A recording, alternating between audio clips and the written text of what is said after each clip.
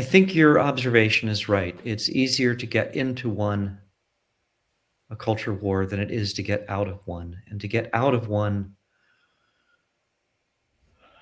um,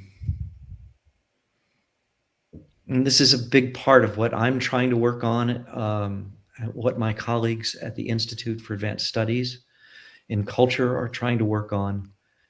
It's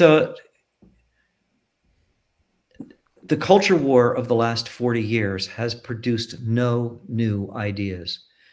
And so we have to imagine an alternative way forward. This is why politics is not going to find our way out of this problem.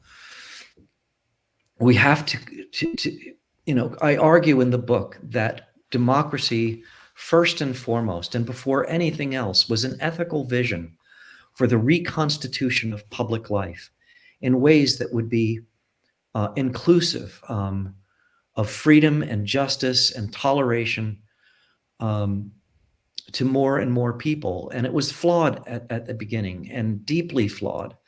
And it continues to be flawed. And in a way, the culture war continues to be about the battle over who is included and who is not. We need an ethical vision for the reconstitution of public life in ways that broaden the boundaries of who is included without defining people out of the privileges and protections of the common public space that we inhabit. That is a work of imagination. We then need courageous and bold leadership capable of guiding institutions in a new way. We don't have that. Our political leadership is third rate at best. And the best and the brightest realize that it's to be in the political realm is to basically have your life and your family destroyed, which means that we need other institutions to come alongside and revitalize a political center. And I don't mean by that a political mean, sort of the average of everyone.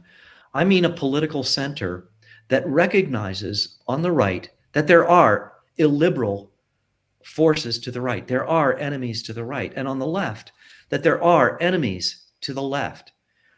That there is an authoritarian impulse within our politics that now dominates. We need to repudiate that. That's a central part of that imaginative work.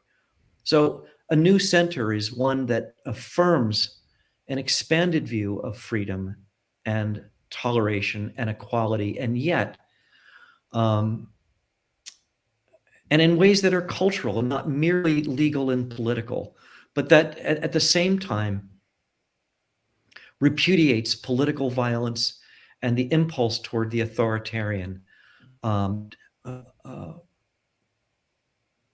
in an absolutely conclusive way.